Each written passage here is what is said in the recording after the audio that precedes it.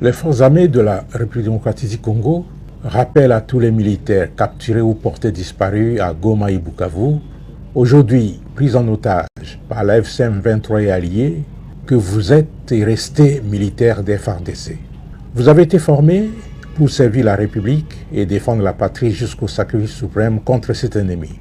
N'accordez aucun crédit aux promesses données par ces vendeurs de vent et d'illusions. Ils veulent se servir de vous comme leurs esclaves contre vos propres frères et sœurs, au détriment de vos intérêts et au détriment des intérêts de la République.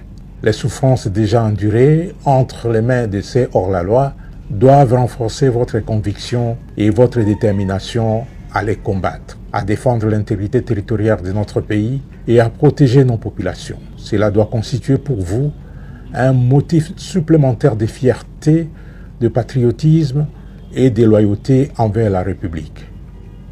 Il serait pour vous un grand déshonneur et un grand sacrilège de mettre en cause votre serment envers la République, celui de ne jamais trahir le Congo, et de tourner les canons vers la mère patrie, vers votre population et vers votre propre armée.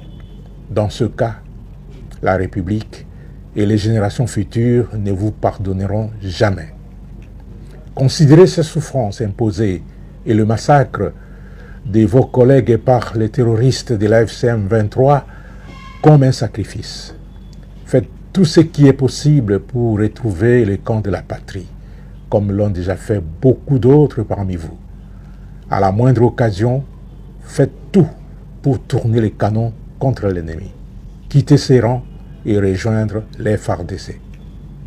À l'instar de tous les militaires exfiltrés par le CICR des installations de la MONUSCO de Goma et à l'image de nombreux autres ayant déjà fui les horreurs de la FCM 23, vos places dans les rangs des FARDC restent intactes et nous continuons à vous prendre en compte dans la base de données de l'armée. Vos rémunérations et vos primes des opérations sont toujours disponibles. Nous vous encourageons à regagner par tous les moyens possibles le camp de la patrie.